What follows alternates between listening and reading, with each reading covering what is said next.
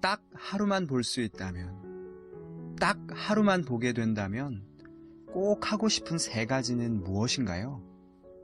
태어나서 한 번도 눈으로 본 적이 없던 중딩 고딩 시각장애 청소년들에게 물어보았습니다. 우선 첫 번째는 사랑하는 엄마와 동생의 얼굴을 기억해서 평생 동안 이렇게 머릿속에 그 이미지를 담아두고 싶고요. 또 두 번째는 사람들이 맨날 너무 이쁘다, 너무 진짜 이쁘게 생겼다 이렇게 하는 그 누나들의 얼굴을 한번 직접 보고 싶어요. 되게 이쁜 게 뭔지 되게 궁금해요. 첫 번째는 이제 제 생긴 그런 모습을 이렇게 보고 싶은데, 평소에 이제 사람들이 저에 대해서 어떻게 생겼다 이렇게 뭐 얘기를 해주시는데, 많이 뭐 그런 거를 듣는 게 아니라 제가 뭐 거울로 이렇게 제 얼굴을 보면은 제가 또 제 모습을 또 알 수 있지 않을까 해갖고 이렇게 제 그 생긴 모습을 보고 싶고요. 첫 번째로 보고 싶은 것은 주변에 고마운 사람들의 얼굴인데요. 일단 아무래도 맨날 목소리만 듣다 보면은 이 사람 얼굴은 어떻게 생겼을까 상상하는 것도 있는데 그거랑 비슷할지 다를지도 궁금하고, 평소에 제가 학교에서도 그렇고 보이는 친구들한테 많이 도움을 받는데, 오히려 제가 잘 보이게 되면은 그런 친구들도 많이 도와주고, 저처럼 평소에 그냥 놀던 친구들한테도 많이 좋은 사람이 더 도와줄 수 있으면 좋겠어요. 그리고 두 번째로 인터넷 검색을 하고 싶은데, 인터넷에는 아무래도 하루라는 시간 안에 제일 많은 것을 경험할 수 있는 곳은 인터넷 같아요. 저는 일단 많은 정보가 담겨 있고, 보고 싶은 것은 무조건 검색하면 바로 사진으로든 영상으로든 볼 수 있으니까. 사랑하는 가족의 모습을 눈으로 보고 싶다고. 남이 아니라 내가 내 얼굴 직접 거울로 보고 싶다고. 딱 하루밖에 볼 수 없다면 인터넷을 통해서라도 보고 싶던 것들을 최대한 하루 만에 많이 보겠다고. 그렇게 고백한 우리 다시청 친구들의 고백이 마음에 많이 남습니다.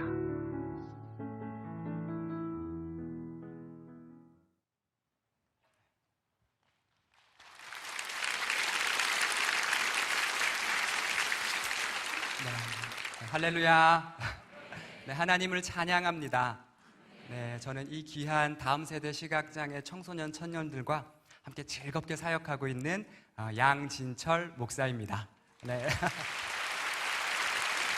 고맙습니다. 저는 20대 초반에 시각장애인 사역의 소명을 받고 하나님께서 지금까지 이 귀한 길을 걸어오게 하셨습니다.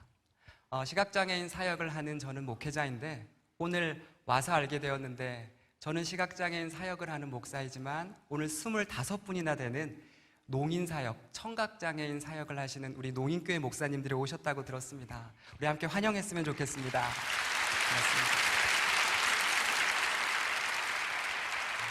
네, 너무 감사합니다. 우리 귀한 우리 25분의 농인교회 목사님들과 또 저와 같은 시각장애인 사역자들이 하나 되어 이 땅에 영적인 눈이 어두운 영적 시각장애인들과 영적 귀가 어두운 영적 청각장애인들의 그들의 영의 눈을 띄워주는 그 사역, 우리 함께 했으면 좋겠습니다. 아멘입니까? 네, 감사합니다. 고맙습니다. 네, 이제 저의 부족한 간증과 또 이렇게 말씀들을 함께 나누고자 합니다. 저는 부산에서 태어났습니다. 저는 부산에서 태어났는데, 부산에서 가장 유명한 불교 종립고등학교 중에 한 곳을 다녔습니다.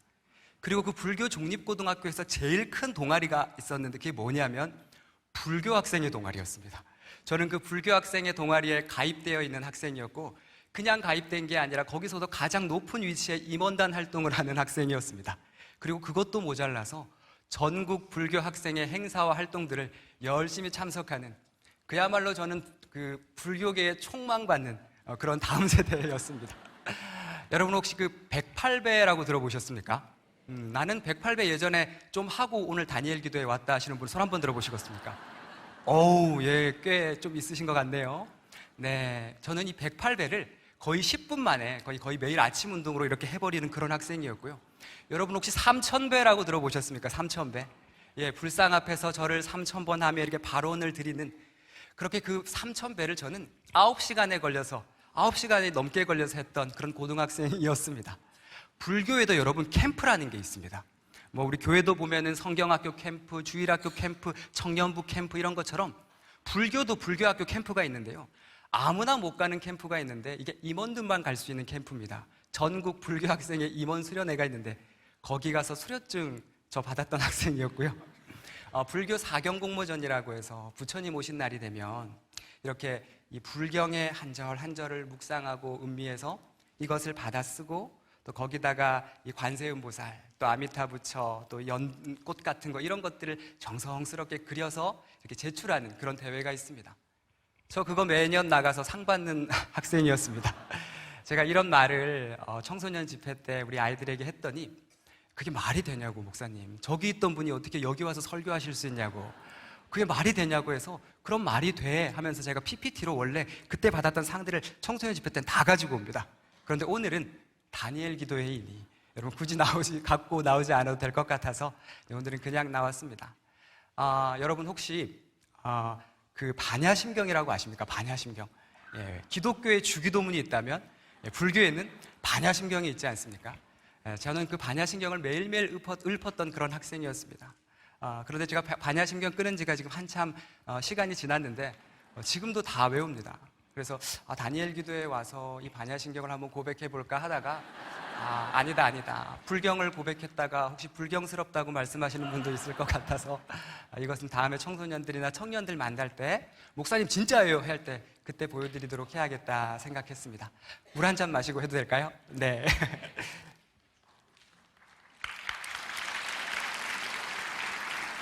네. 제가 이토록 이 108배를, 제가 이토록 3000배를, 제가 이토록 반야심경을 그것을 붙들며 살았던 이유는, 그러니까 즉 부처를, 이 관세음보살을 붙들고 살았던 이유는 사실 제 안에 참 많은 한이라는 것이 있었기 때문입니다. 제 학창시절에 말할 수 없는 그 상처들이 제 안에 가득 있었기 때문입니다. 제가 고등학교 1학년에서 2학년 올라갔을 때로 기억을 합니다. 하루는 하고 이렇게 이제 눈을 떴는데 눈이 부시니까 이제 한쪽 눈을 먼저 뜨지 않습니까? 한쪽 눈을 먼저 떴는데 분명히 어제까지 있던 제 방의 책상이 안 보이는 겁니다. 이상하다. 그리고 다음 날도 하고 눈을 떴는데 이 눈이 부시니까 한쪽 눈을 먼저 뜨지 않습니까? 한쪽 눈을 먼저 떴는데 분명히 어제까지 있던 제 방의 책상이 안 보이는 겁니다. 근데 또 두 눈을 뜨니까 또 보이는 거예요. 이것이 하루가 지나고 이틀이 지나고 계속되면서 뭔가 잘못됐구나, 뭔가 이상이 있구나 해서 동네 안과에 가게 되었고, 동네 안과에 갔더니 의사 선생님께서 급하게 소견서를 써주시더니 이거 큰 병원 가야 된다고, 이거 대학병원 가야 된다고 해서 대학병원에 갔습니다. 그리고 안과와 관련된 모든 검사를 받았습니다. 여러분 가운데 이 안과와 관련된 검사를 받은 분들은 잘 알 겁니다. 쉬운 것 같지만 쉽지 않고 힘들고 어렵습니다. 어려운 검사 받았으면 결과라도 좋아야 되는데 그때 나왔던 결과가 뭐냐면 이미 우한의 시력은 황반 변성으로 인해서 상당 부분 상실하였고 좌안에도 병변이 진행되었으며 언제가 될지 모르지만 우한처럼 그렇게 시력을 잃어버릴 수 있는 병입니다 라고 그때 교수님께서 고등학생이었던 저에게 그렇게 얘기하셨습니다. 누군가가 내가 얼마 전까지만 해도 1.0, 1.0으로 눈이 굉장히 좋았는데 당신은 언젠가 시력을 그렇게 나빠질지 몰라요, 시력을 잃을지 몰라요 라는 말을 대학 교수님에게서 들어보지 않은 사람은 그것이 얼마나 무섭고 떨리는 건지 모를 겁니다. 저는 지금은 잘 관리를 받고 있고 잘 유지를 하고 있지만 그때 청소년 시기에 제가 받았던 그 병은 아주 희귀한 병이었고 그때 당시에 그 결과를 받고 나서 거의 밤이 되면 잠을 못 잘 정도로, 혹시 다음 날 내일 아침에 내가 일어났다가 내 오른쪽 눈 이렇게 된 것처럼 왼쪽 눈도 갑자기 그렇게 되면 어떡하지? 아니 혹시라도 잘 때 그런 일이 생기면 어떡하지 하면서 수없이 손 떨며 그렇게 잠을 잤던 학창시절을 보냈습니다. 오늘 본문에 보면 이런 말씀이 있습니다. 우리 함께 읽었으면 좋겠는데요. 요한복음 9장 1절의 말씀입니다. 같이 함께 읽겠습니다. 시작. 예수께서 길을 가실 때에 날 때부터 맹인된 사람을 보신지라. 예수님께서 길을 걸어가실 때에 날 때부터 시각장애인 된 사람을 보셨답니다. 그러자 제자들이 예수님께 묻습니다. 랍비여, 예수님, 이 사람이 시각장애인으로 태어난 것이, 그래서 사랑하는 사람의 얼굴을 일평생 바라볼 수 없고 사랑하는 이의 눈빛조차 바라보지 못하는 이 저주받은 인생으로 태어난 거, 이거 누구의 죄 때문입니까? 이 사람의 죄 때문입니까? 아니면 그 부모의 죄 때문입니까? 당시 제자들이 예수님께 물었던 이 질문은요, 제가 굳이 이 시대적 상황과 배경을 여러분들에게 설명드리지 않아도 당시 불교를 믿고 있던 저의 생각과 거의 일치했습니다. 양진철, 네 눈에 이런 병이 걸린 거, 그거 네가 전생에 지은 업 때문이야. 과거에 지은 죄 때문이야. 양진철, 네 사랑하는 동생이 그 어린 나이에 뇌에 이상이 있어서 심각한 지적장애인, 중증 자폐성 발달장애인으로 태어난 거, 그거 네가 전생에 지은 업 때문이야. 과거에 지은 죄 때문이야. 양진철, 네 사랑하는 부모님이 그 어린 나이에 그렇게 끔찍하게 다투시고 그렇게 너희 가정이 한순간에 다 파탄나 버린 거, 그거 네가 전생에 지은 업 때문이야. 과거에 지은 죄 때문이야. 제게는 너무나도 사랑하는 동생이 한 명이 있습니다. 그런데 그 동생이 태어났을 때 뇌에 심각한 이상이 있어서 심각한 지적장애인, 중증 자폐성 발달 장애를 가지고 태어났습니다. 올해 나이가 만으로 31살인데 지금도 지능이 3살 정도밖에 되지 않는 그런 심각한 중증 장애인이었습니다. 동생이 태어났을 때 우리 부모님은 얼마나 마음이 아프셨을까요? 넉넉지 않고 연소했던 그 삶에 아픈 아이가 태어났을 때, 특별히 이 가운데 발달장애인 아이를 키우거나 또 아픈 자녀를 아픈 가족과 함께하고 있는 분들이라면 그 마음 누구보다 잘 아시겠지요. 한 가정에 발달장애인 아이가 태어난다는 것은, 그것은 그 아이 한 명만의 문제가 아니라 그 아이와 함께하는 모든 가족이 짊어져야 할 말할 수 없는 눈물이고 말할 수 없는 많은 이야기들이 담겨 있는 겁니다. 그렇게 연소하고 넉넉지 않았던 부모님들은 쉽지 않은 삶에 서로에게 원치 않는 그런 또 이렇게 함부로 하는 말들도 어쩔 수 없이 하셨겠지요. 그렇게 자주 다투기를 또 많이 하셨고, 그러다가 어느 날은 심각하게 정말 모든 유리가 다 깨지고 집에 있던 모든 유리창이 깨지고 피가 낭자하던 그날 밤, 어머니가 모든 짐을 싸들고 그렇게 집을 나가실 수밖에 없었고, 그렇게 하루아침에 제가 동생을 보살펴야 되는 그런 부모로서의 역할을 감당해야 했습니다. 그때 동생 나이가 만으로 7살이었고 저는 중학교 1학년이었습니다. 당시에 저희 아버지는 노동을 하시는 일을 하셨기 때문에 몇 주일 있다가 며칠 있다가 들어오는 일을 하셨기 때문에 제가 보살펴야 했었습니다. 그래서 이제 제가 다시 정신을 차리고 다음날 선생님에게 그 사정을 말씀드리면서, 선생님, 제가 동생을 보살펴야 돼가지고 제가 내일부터는 조금 늦게 등교해도 될까요? 왜냐하면 동생 학교를 보내야 돼서 다른 친구들보다 좀 늦게 등교를 하고 좀 빨리 하교를 해도 될까요? 라고 물어봤더니 선생님이 그렇게 해도 된다고 해서 그 다음 날부터는 우리 동생 아침에 이제 깨워가지고 화장실에 데리고 가가지고 이놈 얼굴 씻기고, 그러고 나서 로션 바르고, 그러고 나서 옷 입히고, 그러고 나서 이제 김에다가 밥 싸가지고 입에다 넣어주면 안 먹으면 막 이렇게 쳐넣어가지고 그래가지고 이렇게 학교를 보내면서 잘 들어가면 잘 들어갔네 하면서 이렇게 헐레벌떡 또 이렇게 뛰어서 학교로 가고, 그리고 다른 친구들보다 좀 빨리 하교해서 그렇게 동생을 데리고 오는 생활을 그렇게 중학교 시절 동안 보냈었더랬습니다. 솔직히 참 쉽지 않았고 참 어려웠음을 고백합니다. 근데 저 안에 어떤 생각이 있었냐면, 그래도 내가 공부 열심히 해가지고 좋은 대학 가가지고 성공하면 우리 동생 이렇게 아파도 동생 데리고 해외여행 다니면서 잘 살 수 있지. 그래도 내가 공부 열심히 해가지고 좋은 대학 가가지고 성공하면 우리 집 이래 가난해도 더 좋은 집에서 잘 살 수 있지. 이런 마음으로 열심히 공부를 했었습니다. 그렇게 열심히 공부했더니 제 중학교 3학년 때는 거의 1, 2등을 놓친 적이 없는 그런 학생이 되었었습니다. 제가 다른 말 하려는 것이 아니고요, 하니까 된다는 걸 아니까 막 열심히 하게 되더라고요. 상황과 환경은 쉽지 않았지만 열심히 하면 된다는 걸 아니까 정말 최선을 다해서 진수 학교 보내고 나면 막 영어 단어 외우면서 헐레벌떡 학교 가고, 또 다시 영어 단어 외우면서 막 진수 데리고 오면서 열심히 공부했었습니다. 그렇게 꿈을 향해 달려가고 있는데 몇 년 지나지 않아서 황반변성의 일종으로 언제가 될지 모르지만 눈 나빠질지 몰라요. 그 말을 들었을 때 여러분 그거 아십니까?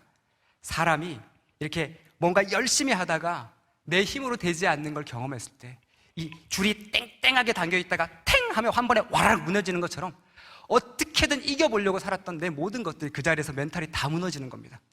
아무리 힘들어도 저는 중학교는 개근을 했었습니다. 근데 그 진단을 받자마자 고등학교 때는 학교를 밥 먹듯이 빠지기 시작했습니다. 선생님은 수업하세요. 저는 그냥 잘게요. 그런 마음으로 그냥 엎드려가지고 그렇게 있었더랬습니다. 여러분 그거 아십니까?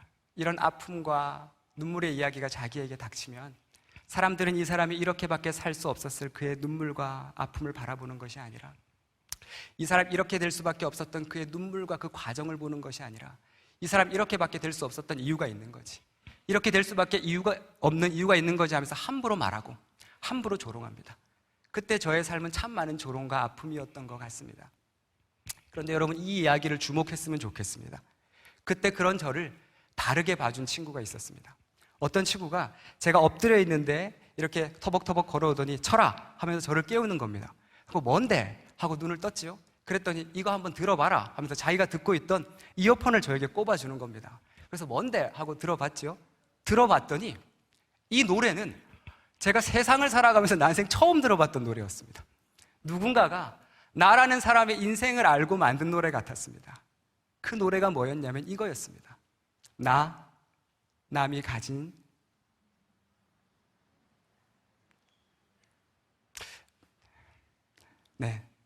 남이 가진 재물 없으나, 남이 가진 지식 없으나, 남에게 있는 건강 있지 않으나, 남이 없는 것 있으니, 남이 못 본 것을 보았고, 남이 듣지 못한 그 음성이라는 걸 들었고, 남이 받지 못한 그 사랑을 받았고, 남이 모르는 것, 그걸 깨달았네. 여러분, 래퍼가 이 랩이 귀에 막 확 박힌다 그러잖아요. 완전히 제 얘기인 겁니다. 나 가진 재물 없으나. 저희 집 정말 가난했었거든요. 정말로 쉽지 않은, 넉넉지 않은 삶 속에 얼마나 많은 힘든 일들이 있었는지 모릅니다. 남이 가진 지식 없으나. 공부해서 뭐합니까? 혹시라도 공부 열심히 했다가 눈 더 나빠지면 어떡해? 공부 안 했지요. 그래서 고등학교 때 제 성적은 거의 바닥이었습니다. 남에게 있는 건강이 있지 않으나 저는 이런 병에 걸렸지요. 내 동생은 죽을 때까지 봉양해야 되는, 양육해야 되는 중증 자폐성 발달장애인으로 태어났지요. 우리 아버지는 살 수 있으셨을까요? 집구석이라고 이렇게 딱 찾아오면 있는 놈이, 며칠 있다가 힘들게 일해서 작업복 입고 집에 오면은 있는 놈이라고는 둘째 아들은 어버버 하면서 그 깜깜한 방에 머리를 쳐박으면서 그렇게 자폐성 특유의 성향의 행동을 하고 있고, 첫째 아들이라는 믿었던 첫째 아들은 거의 반 죽은 사람처럼 누워있는 그 자식들의 모습을 보면 아빠 마음은 어땠을까요? 그렇게 아빠는 그렇게 일주일에 술을 9번, 10번씩 드시지 않으면 견딜 수 없는 심각한 알코올 중독자셨고, 그렇게 제가 아버지를 모시러 수없이 파출소에 가서 그 약주에 취하신 그 아버지를 모시고 온 적이 한두 번이 아니었더랬습니다. 그런데 그 쉽지 않은 그런 인생들 속에 하나님께서 저에게 말할 수 없는 은혜들을 부어주신 것입니다.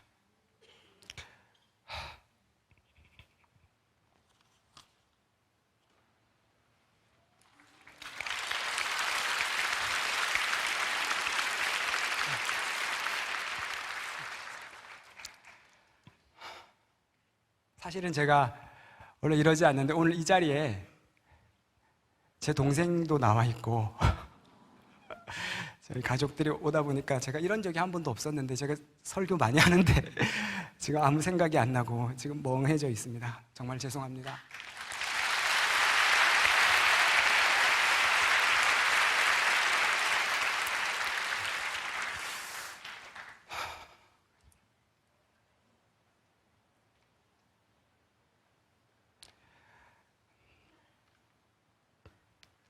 그렇게 하나님께서는 저에게 말할 수 없는 그 은혜를 부어주셨습니다.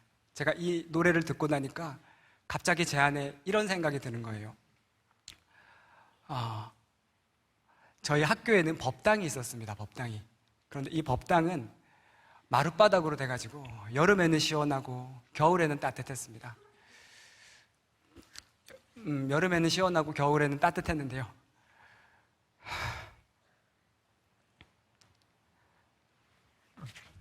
죄송합니다. 시끄러운 일이 영상이 나타났습니다. 하나님께서 제가 이 노래가 너무 좋아가지고 항상 그 법당에 가서 이 노래를 들었습니다. 뭐라고 들었냐면 공평하신 부처님이 나 남이 가진 건 나 없지만 공평하신 부처님이 나 남이 없는 거 갖게 하셨네. 도저히 하나님이라고는 못하겠는 거예요. 부처님한테 받은 게 하도 많아가지고. 그렇게 하나님께서는 저에게 말할 수 없는 은혜와 사랑을 저에게 부어주셨습니다. 제 딸이 지금 현재 첫째는 4살이고 4학년이고 저 오늘 왜 이러시? 진짜 죄송합니다. 야, 저 진짜 한 번도 이런 적이 없었는데 야, 이거 온몸에 식은땀이 나고 정말 이런 적이 단 한 번도 없었습니다. 저를 잘 아실 겁니다. 저는 단 한 번도 이런 적이 없었는데 네. 이게 지금 생방송입니까? 큰일 났네. 이거 녹화방송이었으면 좋겠는데.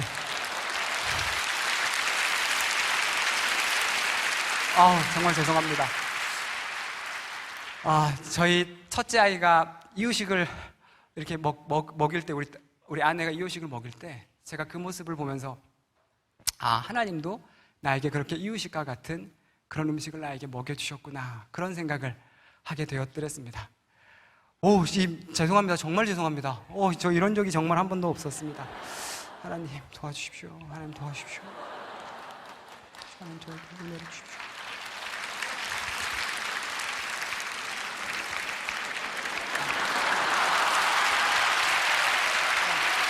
자,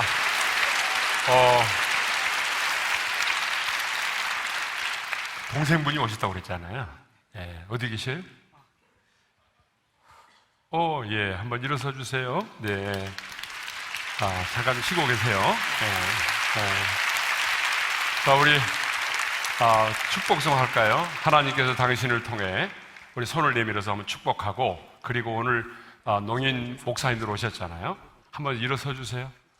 예, 농인 목사님들 25분 오셨습니다. 우리나라에 농인교회가 60여 교회가 있는데 오늘 25분의 목사님들 오셨습니다. 여러분, 누군가를 축복한다고 하는 것은 정말 좋은 거죠. 예, 이 시간 우리가 주님의 마음을 담아서 우리 목사님이 좀 안정될 때까지 우리가 저도 이런 일은 처음이죠. 자, 우리 일어나 주세요. 한번 일어나 주세요. 하나님께서 당신을 통해 메마른 땅에 샘물 나게 하시기를. 일어나 주세요. 목마른 영혼 당신을 통해 주 사랑하기 원하네. 다시 한번. 하나님께서 당신을 통해 하나님께서 당신을 통해 메마른 땅에 샘물 나게 하시기를. 가난한 영혼 목마른 영혼 당신을 통해 주 사랑하기 원하네.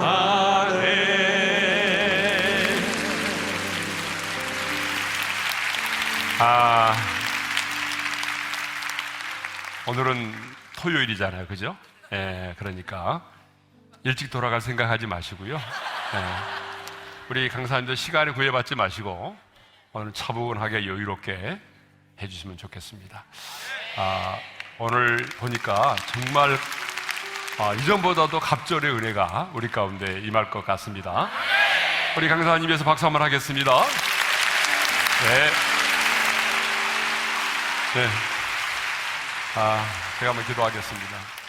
하나님, 우리 목사님 붙잡아 주시고 하나님 영으로 충만하게 하시고 또 머리에서부터 발끝까지 어린 양의 보혈로 덮어주시고 성령께서 그 마음과 생각과 입술을 주관하셔서 오늘 성령님의 능력으로 성령 안에서 하나님의 말씀과 또 하나님이 행하신 일들을 풀어낼 수 있도록 입술을 주관하시고 이 심령을 안정되게 도와주십시오.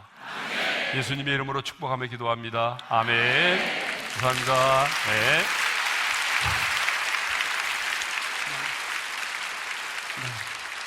다니엘 기도의 역사상 이런 적 단 한 번도 없었죠.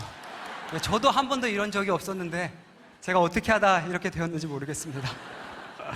하나님 이 시간 제 마음속에 함께 해주시고 하나님 저의 이 마음을 주님이 누구보다 잘 아십니다. 주님 역사하여 주시옵소서.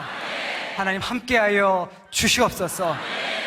그렇게 저는 늘 불교 학생으로 있다가 법당에서 항상 이 찬양을 들으며 그렇게 생활을 했었더랬습니다.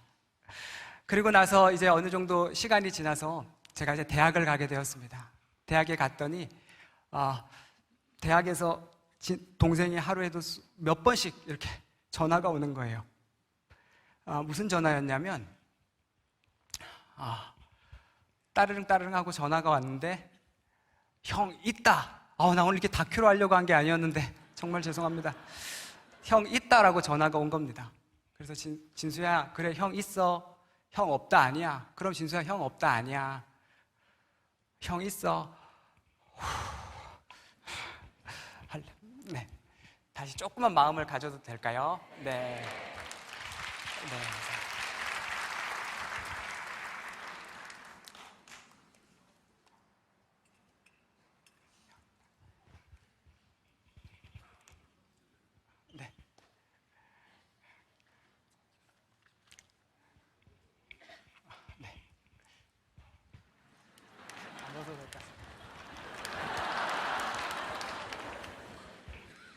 네, 그렇게 제가 대학을 가게 되었고 동생이 그렇게 늘 전화가 왔었습니다. 형 따릉따랑 보면 항상 동생이었는데 그 형 있다라는 전화였고 진수야 형 없다 아니야. 형 늘 같이 있어. 응 하면은 진수가 전화를 끊었고 또 진수야 형 있어 해야 진수가 전화를 끊었습니다.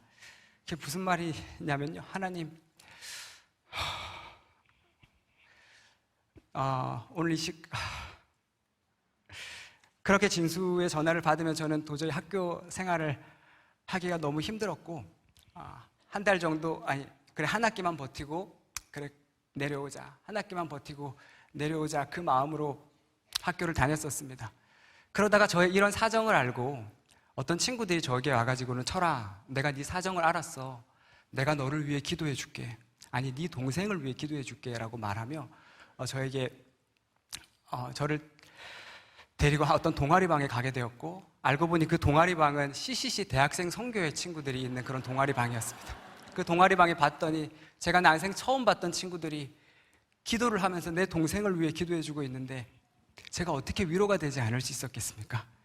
그러면서 이 기도가 정말 우리 진수에게 흘러가고 있겠구나라고 생각을 하게 되었고 그렇게 조금씩 하나님은 그때 제 마음을 조금씩 열어가 주셨습니다. 그리고 그 친구들의 손에 이끌려서 함께 갔던 그 대학생 선교회 캠프 10,000명 정도 청년들이 모이는 캠프였는데요. 그 캠프가 워낙 청년들이 많이 모이니까 이렇게 안에서 예배를 드리기가 어려웠습니다. 그래서 밖에서 예배를 드렸는데 그때 밖에서 예배를 드리는데 하늘에서 주룩주룩 비가 내리는 겁니다. 하필 비가 주룩주룩 내리는데 그때 그거 아십니까? 그때 밖에서 그 예배를 드리며 내리는 비를 맞으며 그때 제가 예수님을 처음 만났습니다. 십자가 고통당하사 짓밟힌 장미꽃처럼 나를 위해 죽으셨던 그 예수님이 내 안에 온몸으로 들어오면서 내가 오래전 그 법당에서 이것이 나의 죄 때문입니까? 이것이 나의 업 때문입니까? 라며 수없이 하나님 앞에 내뱉었을 때 그런 순간에도 십자가 고통당하사 나를 위해 죽으셨던 예수님은 그때도 함께 계셨고 동생하고 함께 있으며 수없이 밤늦은 시간에 둘이 벌벌 떨며 울던 그 순간에도 십자가 고통당하사 나를 위해 죽으신 그 예수님은 그때도 함께 계셨고 그리고 지금 이 비 내리는 예배의 순간에도 지금도 함께하고 계시며 이후에 내가 죽는 그 순간까지도 함께 하신다는 그 예수 그리스도의 그 음성에 아멘으로 고백하게 되었고 하나님께서는 그렇게 저에게 정말 강권적으로 저에게 임하시며 진철이가 아직 죄인 되었을 때에 그리스도께서 진철이를 위하여 죽으심으로 하나님께서 진철이에 대한 자기의 사랑을 확증하셨느냐라는 이 말씀을 통해서 아멘으로 하나님을 만나게 하셨습니다. 여러분 복음이 내 안에 들어오니까 이 복음을 이제 더 이상 나만 못 갖고 있겠는 겁니다. 어떻게든 다른 사람에게도 전해야겠다 생각이 드는 거예요. 그래가지고 이 복음을 어떻게든 전하고 싶어서 누구에게 전하게 됐냐면 제 불교 학생의 후배들이 생각이 났습니다. 그래가지고 우리 불교 학생의 후배들에게 찾아가서 얘들아 내가 너희들에게 정말 복음을 전한다. 너희들 꼭 예수님 믿었으면 좋겠어 하면서 그 아이들에게 복음을 전했고, 그렇게 그 아이들이 장난으로 들었을 것 같지만 아니요, 그 아이들 정말 진중하게 들어주는 아이들이 있었고, 그 이야기를 듣고 실제 예수를 믿게 된 우리 불교 학생의 후배들도 있었습니다. 그리고 나서 얼마 지나지 않아 동생을 데리고 서울로 올라왔습니다. 그렇게 동생을 데리고 서울로 올라왔는데 그때 동생 나이가 몇 살이었냐면 초등학교 6학년이었습니다. 초등학교 6학년 졸업반이었는데요. 졸업반이었던 동생을 데리고 서울 종로에 있는 안국역 쪽에 있는 한 종로구 특수학교에 이제 동생을 입학시키게 되었고, 거기서 멀지 않은 곳에 작은 반지하 새방을 구해서 동생과 둘만의 그렇게 서울 생활이 시작되게 되었습니다. 전혀 그 이전의 생활과 바뀐 것은 하나도 없었지만 그래도 내 안에 예수 그리스도가 있으니까 괜찮던데요. 내 안에 예수 그리스도가 있으니까 견딜만 하던데요. 그래서 하나님께서는 그렇게 동생과 함께 지내는 가운데 동생과 함께 저기 발달장애인 부서가 있는 그런 장애인 부서가 있는 곳에 함께 이렇게 다닐 수 있게, 또 교회를 함께 다니고 또 평일에는 동생 보살피면서 그렇게 함께하는 시간들이 시작되게 되었습니다. 네, 그렇게 시작되게 되었고요.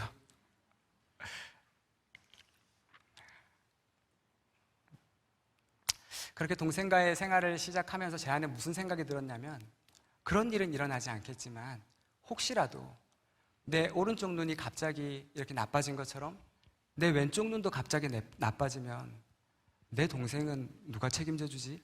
아니 그건 아니더라도 그럼 나는 누가 책임져 주지? 그 마음 때문에 너무너무 갑자기 불안한 증상이 올라오기 시작했고, 그래서 시력을 잃어가는 그 고통을 아는 사람이 전하는 그 말씀을 듣고 싶었고, 시각장애인들이 있는 그 공동체에 너무너무 가고 싶었습니다. 그래서 우리 진수의 손을 잡고 만 20살 때 애능중앙교회라고 하는 한 작은 시각장애인 교회에 가게 됐습니다. 가자마자 바로 터져 나왔습니다. 어떻게 세상을 보지 못하는 사람들이 저렇게 아름다운 찬양을 부를 수 있지? 거기 교회가 이제 우리가 교회가 크지가 않으니까 복도가 좁으니까 시각장애인들이 이렇게 가다가 부딪혀요. 부딪히면은 아이고 부딪혔네요, 죄송합니다 라고 말하는 그들의 그 아름다운 미소가 얼마나 아름다운지. 그때 회장도 시각장애인이었는데요. 음식이 이쪽에 있는데 이쪽을 가리키면서 얼른 먹으라고 하는데 제가 이쪽에서 이 음식을 먹으며 이것을 눈물로 먹는지 콧물로 먹는지 몰랐습니다. 그렇게 하나님께서는 그곳에서 말할 수 없는 은혜를 경험하게 하셨고, 사랑하는 목사님께 거기서 세례를 받고, 그리고 그곳에서 청년부 임원으로 청소년부 교사로 활동을 하면서 그 어린 나이에 망막 색소 변성증으로, 시신경 위축으로, 눈에 생긴 암으로, 뇌종양으로, 그런 각자의 사연과 원인은 다르지만 각자 그 어리고 예민한 나이에 실명한 친구들을 만나게 되었고, 그래서 하나님께서 진철이 네가 그 아이들에게 예수 복음 전하라고, 그 친구들에게 예수가 필요하다고 하는 그 하나님의 음성을 듣게 되었고, 네 하나님 제가 그 길 가겠습니다, 그 순종하는 마음으로 지금까지 이 다음 세대 시각장애 청소년 청년 사역을 감당하는 목사로 이렇게 걸어가고 있습니다. 하나님께서 이 사역하라고, 하나님께서 이 귀한 은혜의 사역하라고 나에게 말할 수 없는 이 눈물의 이야기를 주셨다는 것을 그때 처음 그렇게 깨닫게 되었습니다. 제가 이 사역을 오랫동안 이렇게 함께 하다 보니까 어느새 하나님께서는 참 많은 좋은 열매들을 주셨습니다. 청소년 시기에 만났던 제자들이 어느새 청년이 되어서 우리 함께하는 청소년부 교사로 섬기고 있고, 또 어떤 친구는 자신들이 가지고 있는 그런 은사를 가지고 찬양대 리더로 또 섬기고 있고, 또 어떤 친구는 또 자신들이 갖고 있는 각자의 재능과 은사들을 가지고 열심히 섬기면서, 또 그 가운데에는 또 하나님이 너무 기뻐하시는 아이들로 자라는 아이들이 얼마나 많은지 모릅니다. 그렇게 우리 아이들과 이렇게 즐겁게 사역을 하며 시간을 보내고 있고요.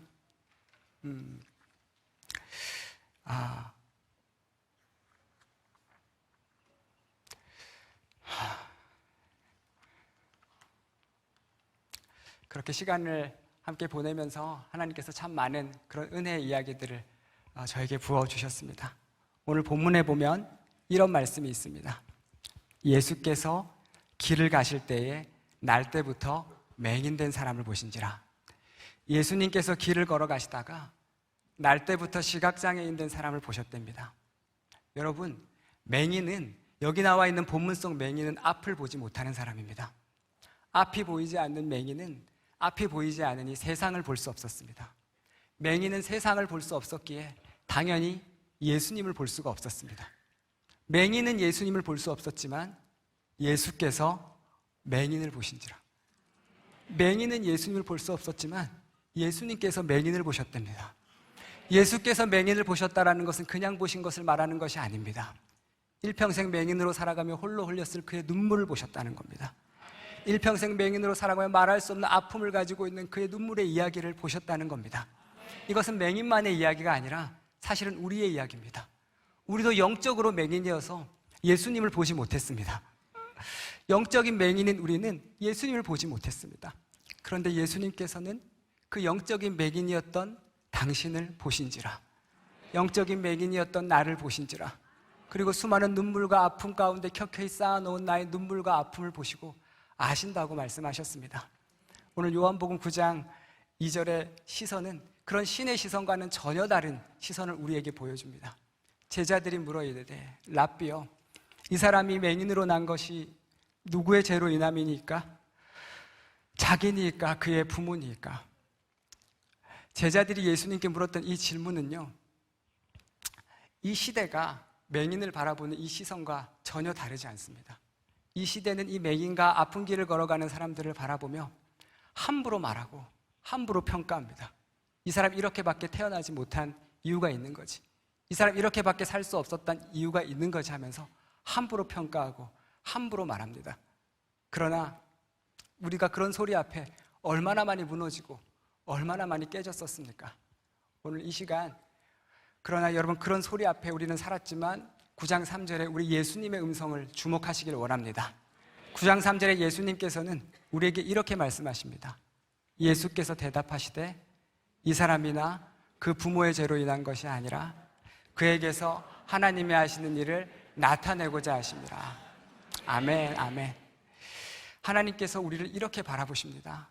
일평생 아프고 슬픔 가운데 살아갔던 우리였지만 세상은 모두가 우리한테 함부로 말할지라도 하나님은 우리에게 전혀 다른 은혜로 우리에게 이렇게 칭해 주신다는 것을 잊지 않기를 소망합니다. 저를 한번 따라했으면 좋겠습니다. 나는 하나님의 듣보잡입니다. 그렇습니다. 나는 하나님의 듣보잡입니다. 나는 예수님의 듣보잡입니다. 나는 이 하나님의 말씀을 듣고 보고 잡지 않고는 살 수 없는 사람입니다. 나는 이 예수님의 말씀을 듣고 보고 잡지 않고는 살 수 없는 사람입니다. 그런데 우리의 모습을 돌아보면 이 하나님의 말씀을 듣고 보고 잡고 살았던 것이 아니라 그 사람들의 소리를 듣고 보고 잡고 살다 보니 이토록 무너지고 이토록 깨졌었나 봅니다. 우리 모두 이 하나님의 음성을 듣고 보고 잡고 살아가는 은혜의 사람들이 되기를 간절히 소망합니다. 제게는 하나님이 레마로 주셨던 말씀이 있습니다. 그것은 뭐냐면 로마서 5장 8절의 말씀입니다. 하나님께서는 저에게 로마서 5장 8절을 레마로 주셨습니다. 같이 함께 읽어볼까요? 시작.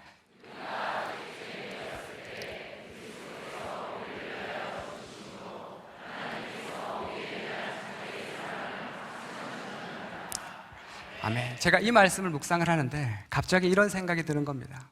우리가 아직 죄인 되었을 때 어쩌면 이 세상은 우리가 무엇인가 죄를 지어서 죄인이 아니라, 우리가 뭔가 죄를 지어서 죄인이 아니라 어쩌면 이 세상은 쓸모가 없어지면 죄인 아닌 죄인이 되겠다, 그런 생각이 든 적이 있었습니다. 아버지가 내 사랑하는 자식을 바라보며 내 사랑하는 자식이 이것을 너무너무 하고 싶은데 그것을 해주지 못하면 부모는 그게 잘못은 아닌데 죄인 아닌 죄인이 되고, 자식으로서 부모에게 원하는 것을 해주지 못하면 그것이 잘못은 아닌데 죄인 아닌 죄인이 됩니다. 우리는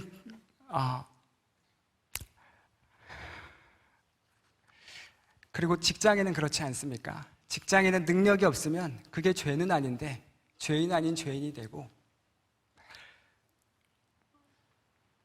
그리고 학생도 공부를 못하면 그게 죄는 아닌데 죄인 아닌 죄인이 됩니다. 그 소리 앞에 우리가 얼마나 많이 무너지고 깨졌습니까?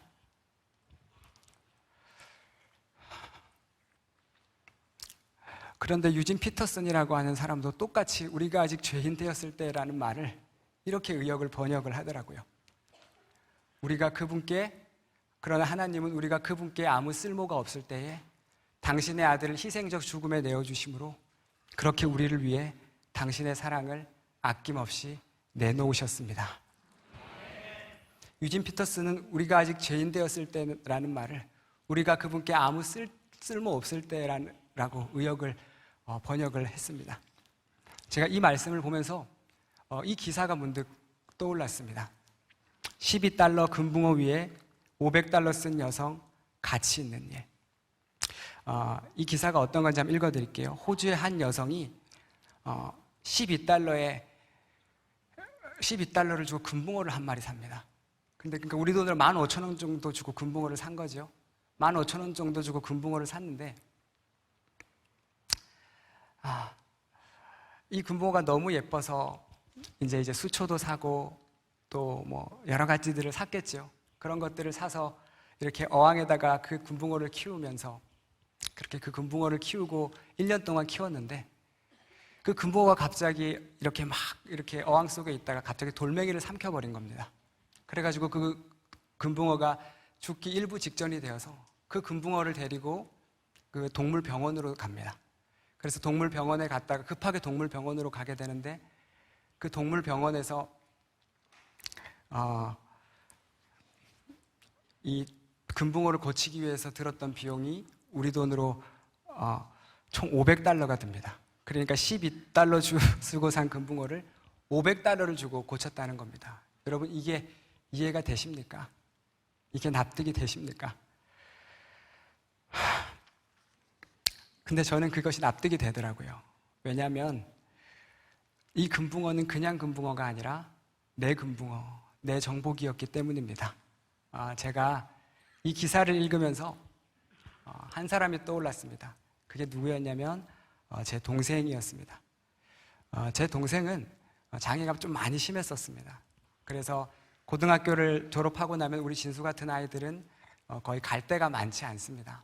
갈 데가 많지 않아서 보호작업장이 됐든 뭐 센터가 됐든 시설이 됐든 이런 데를 보내야 되는데 갈 데가 많지 않아서 겨우겨우 수소문을 해서 다른 보호작업장을 보냈더니 그 보호작업장에서 처음에 퇴출을 당하게 됐습니다. 그렇게 또 다른 곳을 수소문해서 또 그곳을 보냈더니 거기서도 퇴출을 당하게 되고 또 다른 곳을 수소문해서 보냈더니 거기서도 퇴출을 당하게 되었습니다. 그런 것들을 경험하면서 제 안에 무슨 생각이 들었냐면 장애인으로 태어나가지고 장애인 기관에서도 받아지지 않는 내 동생을 바라보면서 너무 마음이 너무너무 아팠습니다. 그렇지만 그 동생을 끝까지 포기하지 못하는 사람이 있습니다. 그 사람이 누구냐면 바로 저입니다. 왜냐하면 제 동생은 제 하나밖에 없는 너무나도 소중한 동생이기 때문입니다. 우리가 그분께 아무 쓸모가 없을 때에 그리스도께서 우리를 위하여 죽으심으로 하나님께서 우리에 대한 자기의 사랑을 확증하셨느냐라고 말하는 이 로마서 5장 8절의 말씀이 바로 이 말씀일 겁니다. 하나님은 우리가 아직 죄인 되었을 때에 쓸모없는 존재가 되었을 때에 세상은 우리를 퇴출시키고 우리를 버리지만 우리가 믿는 그리스도께서는 버리시지 않으시고 끝까지 사랑하신다는 그 믿음을 잊지 않으시기를 원합니다. 이제 제가 한 사람의 이야기만 전해드리고 오늘 설교를 오늘 간증을 마치겠습니다. 다니엘 기도의 역사상 이런 엄청난 아픔을 드려 죄송합니다. 제게는 장모님이 계십니다. 제 장모님은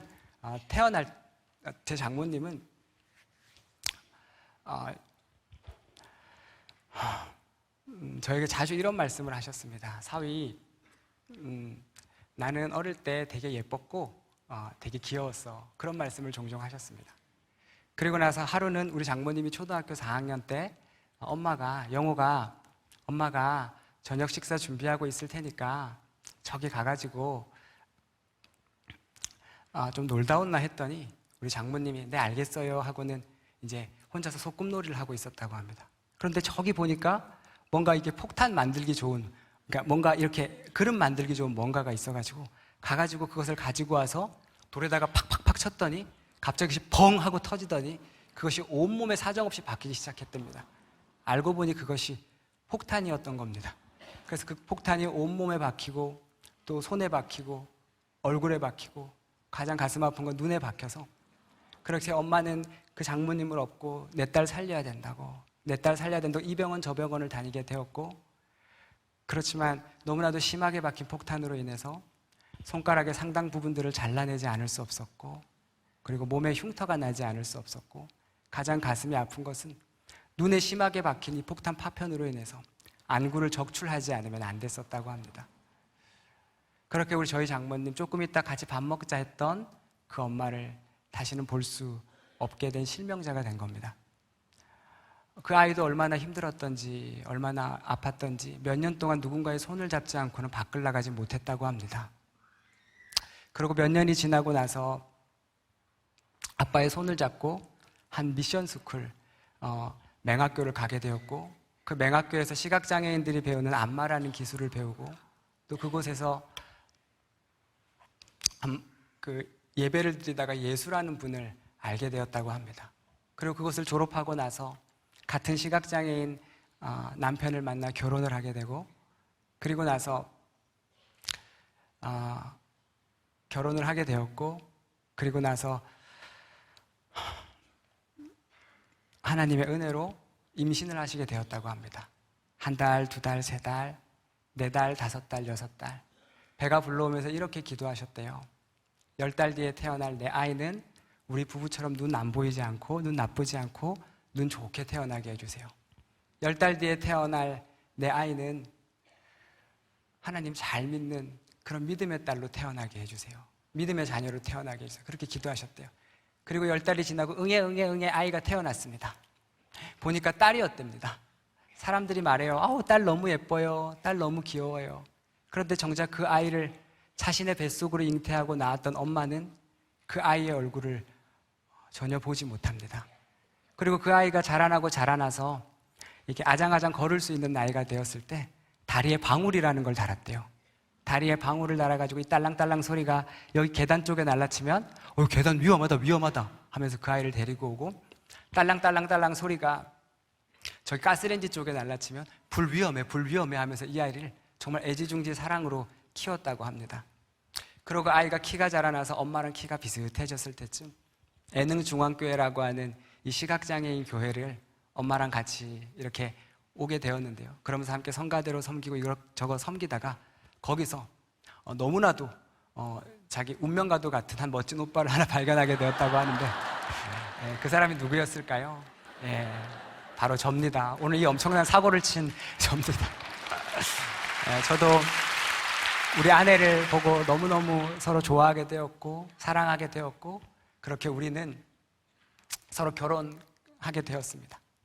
초등학교 4학년 때 그 여리고 여린 초등학교 4학년짜리에게 닥쳤던 그 폭탄과도 같은 고통은 그녀의 모든 삶의 인생을 완전히 뒤덮어버렸고, 그 이후로 맹인으로 살아갔던 그녀의 삶은 너무나도 고통과 아픔이었다고 합니다. 그런데 하루는 이렇게 가족들끼리 이렇게 오손도손 앉아있는 자리에서 장모님이 이렇게 얘기하시더라고요. 사위, 내가 만난 예수님은, 내가 만난 하나님은 내가 그때 그 폭탄 사고를 겪고 나서 그 이후에 겪었던 맹인으로 살아갔던 그 엄청난 아픔과 고통보다 더 높으신 분이셨고, 내가 만난 하나님은, 예수님은 우리 장모님이 혼자서 두 딸을 키우셨어요. 남편 없이 혼자서 두 딸을 키우며 걸어갔던 그 말도 안 되는 그 아픔과 삶 속에서 들었던 그 수많은 고통보다 더 넓으신 분이셔서 나 이렇게 너희들 앞에서 감사하다고 이렇게 간증하고 하나님 은혜라고 고백할 수 있게 되었다고. 그래서 하나님을 너무 사랑했던 한 맹인이 믿었던 그 믿음은 그녀 한 명에게서 끝난 것이 아니라 그의 딸인 세미에게 이어지고, 또 그의 사위인 저에게 이어지고, 그의 손녀에게까지 이어져서 한 맹인이 믿었던 그 믿음이 온 가정을 예수 믿는 믿음의 가정으로 변하게 하는. 그래서 오늘 본문에 뭐라고 했지요? 이 사람이 맹인으로 난 것은 맹인이 된 것은 하나님이 하시는 일을 나타내고자 하심이라. 그래서 저는 이 말씀에 이 맹인으로 살아가는 이 귀한 은혜의 주인공과 함께 이 믿음의 길을 걸어가고 있습니다. 그런데 이것은 우리 장모님만의 이야기가 아니라 제가 너무나도 사랑하는 우리 애능중앙교회 우리 믿음의 선배님들, 우리 믿음의 사랑하는 성도님들의 삶의 이야기입니다. 어두운 눈을 가지고 한 주일 그 예배를 드리기 위해 저기 원주에서, 저기 동두천에서, 저기 경상도에서 케인을 짚어가며 그렇게 한 주의 예배를 사모하는 마음으로 나와 내 사랑하는 자녀들을 위해, 내 사랑하는 성도들을 위해 그렇게 눈물로 기도하는 성도들이, 그리고 그러한 목사님과 우리 사역자들과 믿음의 사람들이 우리 교회에 이렇게 함께 있고요. 그리고 제가 그러한 모습들을 보면서 제 안에 무슨 생각이 들었냐면, 이렇게 교회를 지키고 하나님을 사랑하는 이 믿음의 선배들을 바라보며 이제 나도 우리 다음 세대 시각장애 우리 제자들에게 이 귀한 믿음의 선배들의 믿음을 전해주는 그런 사역을 해야 되지 않겠나, 그런 생각했습니다.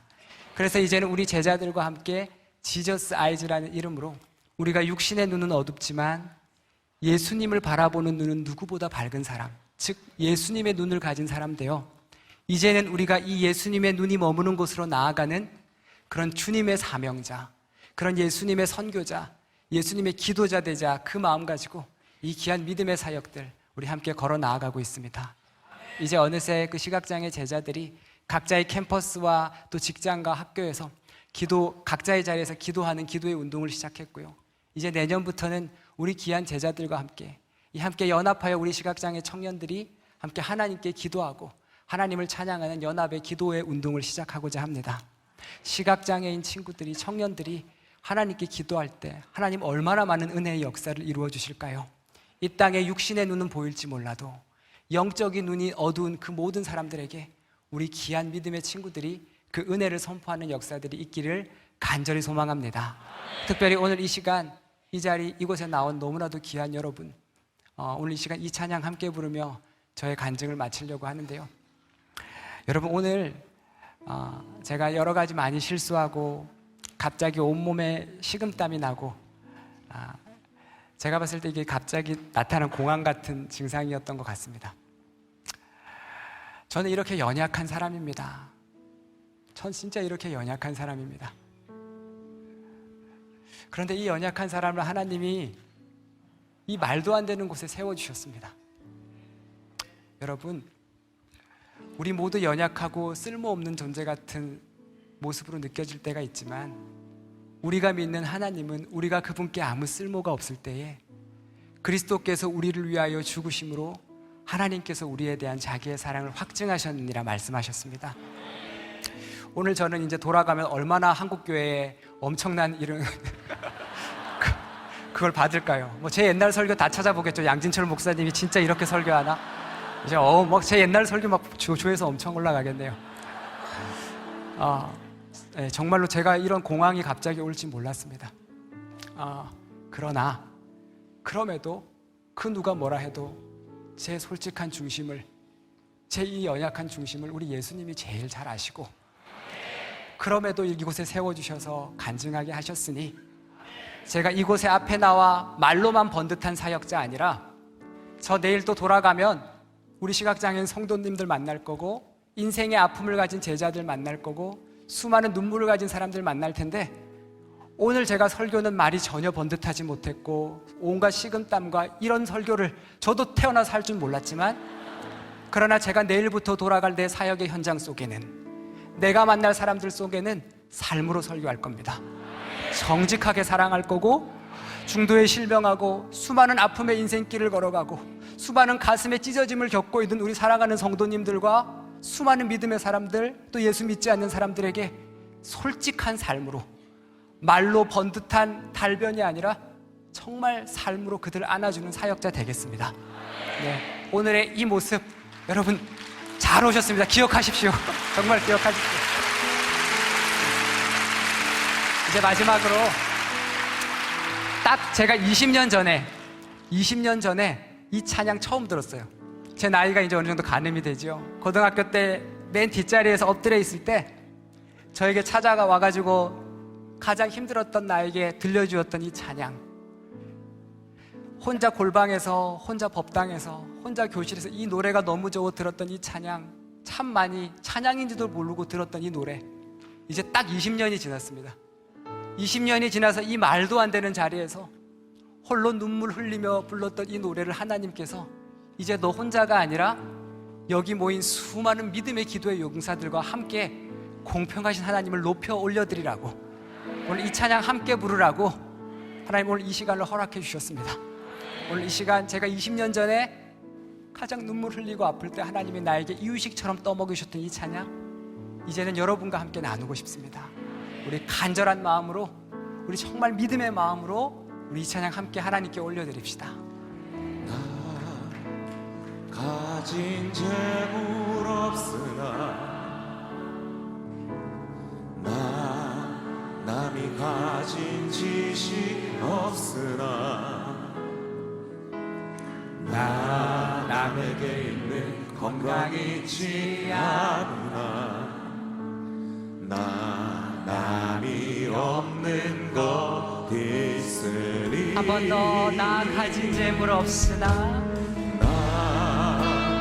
가진 재물 없으나 나 남이 가진 지식 없으나 남이 가진 지식 없으나 나 남에게 있는 건강 있지 않으나 남에게 있는 건강 있지 않으나 그러나 나 남이 없는 것 있으니 남이 없는 것 있으니 그것은 나 남이 못 본 것을 보았고 남이 못 본 것을 보았고 나 남이 듣지 못한 음성을 들었고 남이 듣지 못한 음성 들었고 나 남이 받지 못한 사랑을 받았고 남이 받지 못한 사랑 받았고 나 남이 모르는 것 깨달았네. 남이 모르는 것 깨달았네.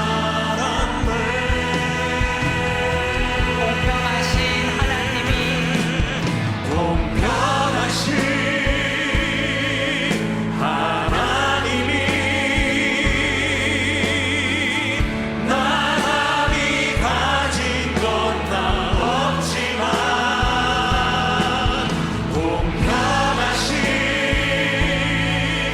하나님이 남이 없는 것 갖게 하셨네. 한 번 더. 공평하신 하나님이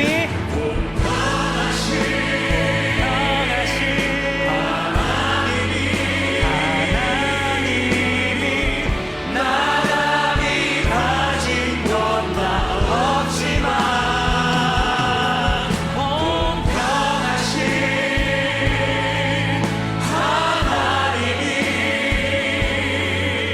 남이 없는 것 갖게 하셨네. 사랑의 하나님 아버지, 감사합니다. 우리가 당신께, 우리가 이 세상 가운데 아무 쓸모가 없을 때에 세상은 우리를 퇴출시키고 세상은 우리를 받아주지 않지만, 그러나 내가 믿는 신이신 하나님께서는 우리가 아무 쓸모가 없을 때에도 그리스도께서 우리를 위하여 죽으심으로, 우리를 위하여 죽으시기까지 사랑하셨답니다. 그렇게 우리를 위하여 사랑해 주신 주님 감사합니다.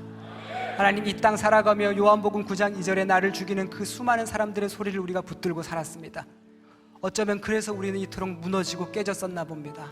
그러나 주님, 우리가 이제 요한복음 9장 3절에 예수 그리스도의 음성만을 붙들고 살기를 소망합니다. 그래서 이 세상 사람들이 그 누가 뭐라 한다 할지라도 나를 부르시고 나와 함께 하시고 나와 영원토록 역사하시는 예수님의 음성만을 듣고 보고 잡고 살아가는 그런 주님의 자녀 되게 하여 주시옵소서.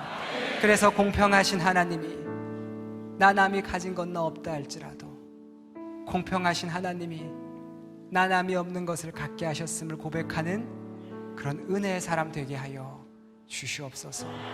감사드리며 예수님의 이름으로 기도드리옵나이다. 아멘.